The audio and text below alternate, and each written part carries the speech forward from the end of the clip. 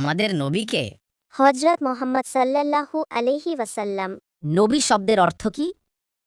নবী শব্দের অর্থ হল বার্তাবাহক, সুসংবাদদাতা বা আল্লাহর পক্ষ থেকে মানুষের কাছে বার্তা পৌঁছে দেওয়ার জন্য নির্বাচিত ব্যক্তি। আমাদের নবীজি কোথায় জন্মগ্রহণ করেন? মক্কায়। কোন বংশে? কুরাইশ বংশে। আমাদের নবীজি কত বছর বয়সে নবুয়ত পান? 40 বছর বয়সে। নবুয়ত শব্দের অর্থ কি? নবুয়াত শব্দের অর্থ হল আল্লাহর পক্ষ থেকে পাওয়া নবীর দায়িত্ব ও পদ, যার মাধ্যমে নবী আল্লাহর বার্তা মানুষের কাছে পৌঁছে দেন। অর্থাৎ নবুয়াত মানে নবী হওয়ার মর্যাদা ও দায়িত্ব। হজরত মোহাম্মদ সাল্লাল্লাহু আলাইহি ওয়াসাল্লামের ওপর সর্বপ্রথম কোরআন কোন গুহায় নাজিল হয়? হীরা গুহায়। হীরা গুহা কোথায় অবস্থিত?